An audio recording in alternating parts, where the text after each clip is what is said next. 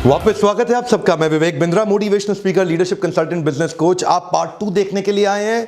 ध्यान दीजिए, variety seeking buying behaviour को हैबिचुअल बाइंग बिहेवियर में कन्वर्ट कर सकते हैं। कई लोग होते हैं जो हर एक चीज में वैरायटी देखते हैं, ये ले लो, इस बार कुछ नया लेते हैं, इस बार कुछ नया लेते हैं, इस बार कुछ नया लेते हैं। आप कुछ ऐसा क्रिएट कर सकते हैं जिससे कस्टमर की ऑप्शन सारी खत्म हो जाए और वो हर बार उसकी हैबिट बन जाए आपका माल लेने के लिए, अगर आप उसके बाइंग बिहेवियर को समझ सकें तो। उसके बाइंग बिहेवियर को समझने के लिए मैं 5-6 केस स्टडीज क्विकली और देने वाला हूं। पेप्सिको की ग्लोबल सीईओ इंदिरा नूई है तो वो हिंदुस्तानी, लेकिन one of the biggest largest corporation of the world, PepsiCo की ग्लोबल सीईओ, उनका कद आज इतना बड़ा हो गया कि वो अमेरिकन राष्ट्रपति की एडवाइजरी टीम तक में आ गई थी। ध्यान दीजिए, इंदिरा नूई इतनी बड़ी कंपनी की सीईओ होने के बावजूद जाती हैं मार्केट्स में, स्टोर्स पे जाके खड़ी हो जाती हैं, देखती हैं शेल्फ ऑफटेक के लिहाज से। शेल्फ ऑफटेक के लिहाज से मतलब शेल्फ पे पड़ा हुआ प्रोडक्ट कैसा लग रहा है और उसको उठाने की कितनी इच्छा हो रही है कंज्यूमर की।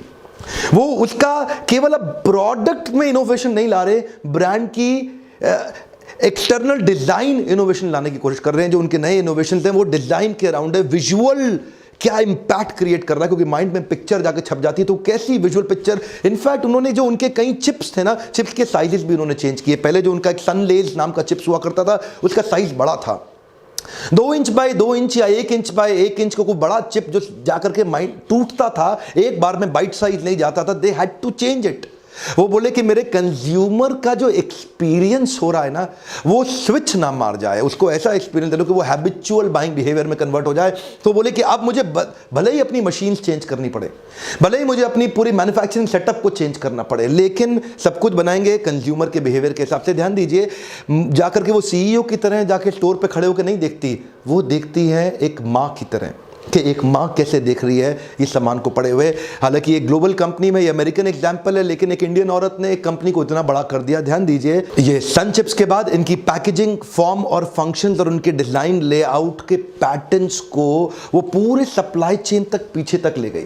बोले पूरे सप्लाई चेन तक चेंजेस ला सकूं मैं, ताकि उसको हम वहां तक पहुंचाना कंज्यूमर के बिहेवियर के अकॉर्डिंग, ताकि वो स्विच ना कर जाए। ध्यान दीजिए, इतनी छोटी छोटी बारीकियां। आज तक क्या हो रहा था कि मेरी कंपनी में क्या बन रहा है, मेरा प्रोडक्ट कैसा बन रहा है, मेरी क्वालिटी कैसी है, मेरे प्रोडक्ट का प्राइस कैसा है। अब वो सब नहीं, अब मेरा मेरा मेरा नहीं, कंज्यूमर के बारे में बात करना है। अहंकार विमूढ़ात्मा कर्ता हमिति मन्यते।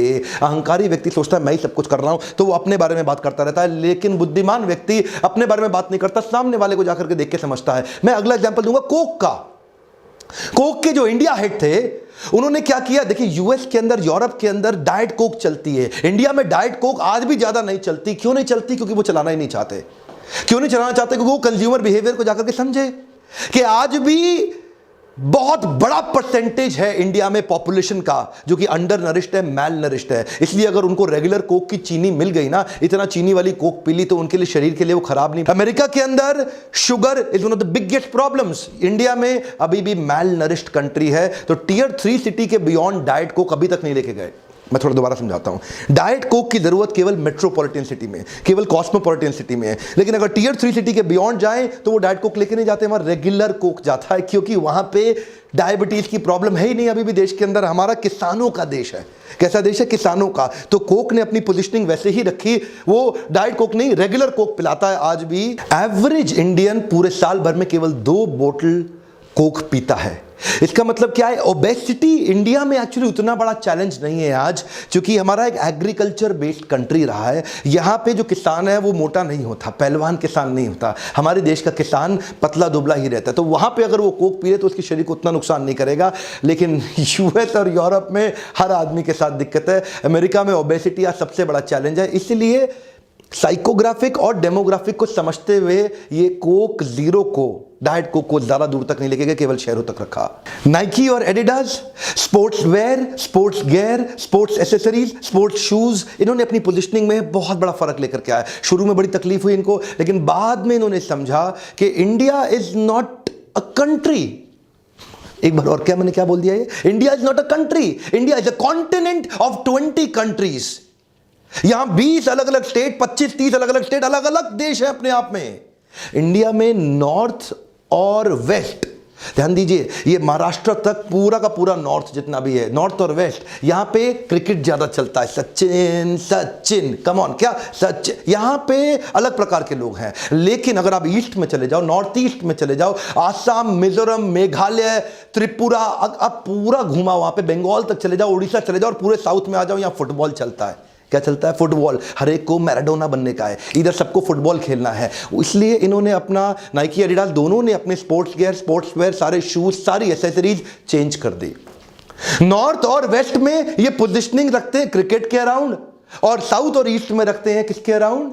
फुटबॉल के अराउंड। इसको बोलते हैं जियोग्राफिक। कम ऑन, क्या बोलते हैं? जियोग्राफिक। आपको जब तक कंज्यूमर बिहेवियर को नहीं पढ़ेंगे बात नहीं बनेगी। मैं थ्योरेटिकल नहीं करना चाहता प्रोग्राम, मेरा हर वीडियो केस स्टडी बेस्ड होता है, हर वीडियो एग्जाम्पल्स के साथ होता है, फॉर्मूलाज, फ्रेमवर्क्स के साथ होता है, ताकि आपकी मदद हो सके।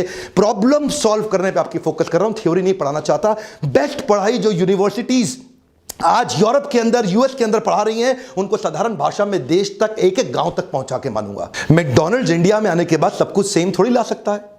इंडिया की तो मार्केट ही अलग है। आप अगर कहीं थाईलैंड, सिंगापुर, यूएस, यूरोप चले जाए, वहां वेजिटेरियन माल नहीं मिलता मैकडॉनल्ड्स में। यहां मैक आलू टिक्की लेकर के आए।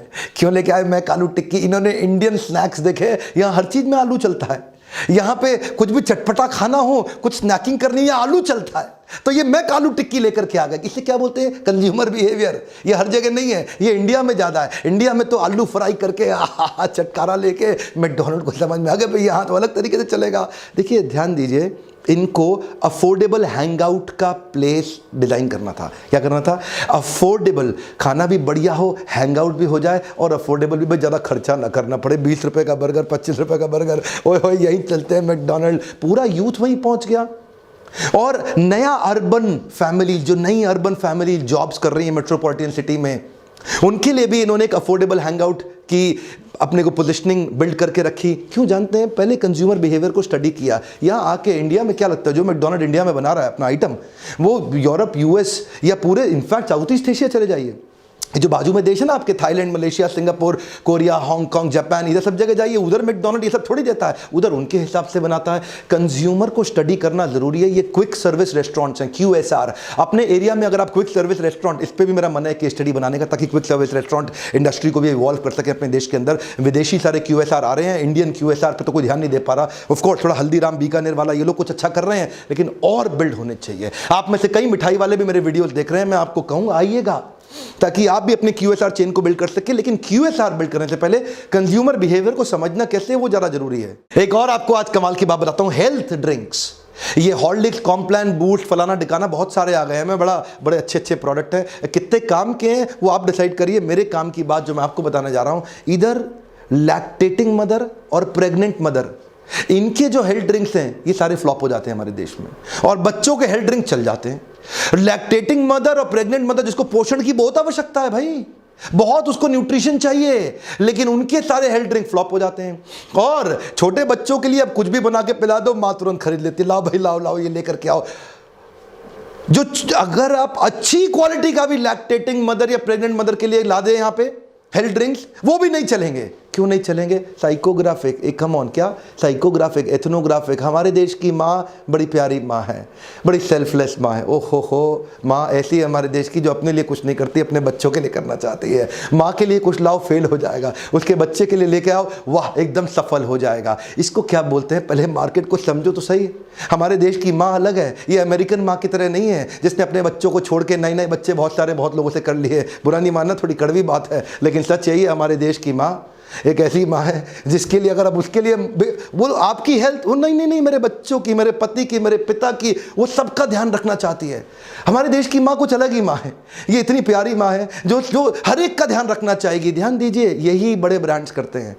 पहले जाके कंज्यूमर बिहेवियर को समझते हैं, फिर प्रोडक्ट लेके आते हैं। और माँ की बात से याद आता है जॉनसन एंड जॉनसन। इसने कमाल कर दिया भाई। इसने क्या देखा, हमारे देश में जॉनसन एंड जॉनसन, उसको अर्बन मदर पे ज्यादा फोकस करना था, रूरल पे तो करता नहीं जॉनसन एंड जॉनसन। और अर्बन मदर पे फोकस करने के लिए बहुत शानदार काम किया। देखिए ध्यान दीजिए, रूरल एरिया में जॉइंट फैमिली है, अर्बन लोकेशंस पे न्यूक्लियर फैमिली है, और ये जो फर्स्ट मदर है ना, यहाँ बेचारी अकेली पड़ जाती है, क्योंकि उसका पति काम करने चला जाता है किसी IT कंपनी के अंदर, किसी कॉर्पोरेट के अंदर। और कंपनीज में जो बॉसेस है काम बड़ा दबा के कराते हैं, सुबह 9 से रात 9 तक काम कराते हैं आजकल बॉसेस, और वो बेचारी माँ पीछे अकेली बैठी रह जाती है। और उस माँ को सहयोग करने के लिए ना उसकी सास है, ना उसकी अपनी माँ है, ना उसका ससुर है, ना उसके अपने पिता है, वो अकेली पड़ जाती है। इसीलिए वो सर्च करती है गूगल पे और यूट्यूब पे। इसी कंज्यूमर बिहेवियर को समझ के इन्होंने best for baby campaign launch किया। गूगल पे बहुत सारा ऐसा इंडियन कॉन्टेक्स्ट का कंटेंट डाला, और ध्यान दीजिए जॉनसन एंड जॉनसन उसकी मां और उसकी सास का रोल निभाने का प्रयास किया। यूट्यूब पे अपना नया चैनल खोला और बेस्ट फॉर बेबी के साथ उन्होंने बड़े सारे प्रॉब्लम सॉल्विंग वीडियो डाल दिए यूट्यूब पे। अब जब भी मां एक बैठ के यूट्यूब पे सर्च करे कि मुझे अपने बच्चे के लिए क्या करना चाहिए, तो जॉनसन एंड जॉनसन दिख जाए। गूगल पे सर्च करे तो जॉनसन एंड जॉनसन दिख जाए। इसको क्या बोलते हैं, रिकॉल वैल्यू जनरेट किया। पहले कंज्यूमर बिहेवियर को समझा, और वो माँ जो उनका एक्चुअल टारगेट ऑडियंस था, वो शहरी माँ जो उनके लिए एक्चुअल टारगेट ऑडियंस था, ये उसको बार बार दिखने लग गए। इसको बार बार दिखने लग गए तो उनका माल जो दिखता है वही तो बिकता है, आप तो जानते ही हैं। तो ध्यान दीजिए, वही काम किया इन्होंने। उस माँ का रोल निभाया, हैंड होल्डिंग कर दी उस माँ की जो अकेली पड़ गई थी। उस अकेली माँ को सहारा दिया इन्होंने देश के अंदर। इसे बोलते हैं कंज्यूमर बिहेवियर को समझना, फिर अपने प्रोडक्ट को पोजीशन करना। देखो भैया मेरी बात सुनो, इंटरनेशनल ब्रांड्स तो कर ही लेंगे, मैं तो अपने देश के ब्रांड्स के लिए काम कर रहा हूँ, हिंदी में वीडियोज़ बना रहा हूँ। मैंने इंग्लिश में वीडियोज़ बनाने बंद कर दिए ताकि आप लोगों की मदद हो सके। आप में से कुछ लोग लीडरशिप फनल में आते हैं, जो नहीं आ पाते निश्चिंत रहिए, थोड़ा बहुत कमा लीजिए, फिर बाद में आ जाइएगा, लेकिन आपको फायदा हो जाए उसके लिए मैं कंटेंट छुपाना नहीं चाहता, आपको वीडियोस कंटिन्यूसली देना चाहता हूं।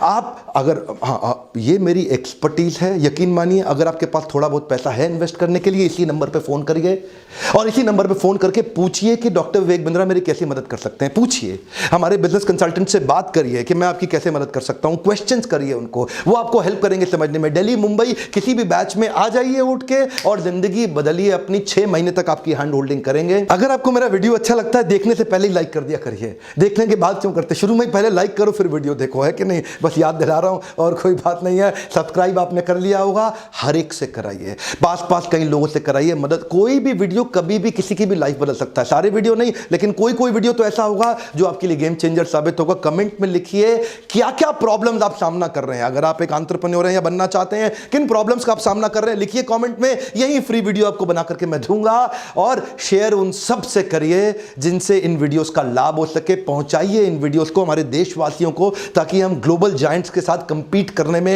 हिंदुस्तान को ताकतवर तरीके से खड़ा कर सकें। छोटे शहरों से हिंदुस्तान ग्रो करेगा, बड़े शहरों से तो पहले जितना ग्रो करना कर ही रहा है। छोटे शहरों में सबसे बड़ी ग्रोथ का संभावना है। वीडियो फैला दीजिए। मेरे साथ जुड़े रहने के लिए प्रेम पूर्वक बार बार हर बार बहुत बहुत धन्यवाद।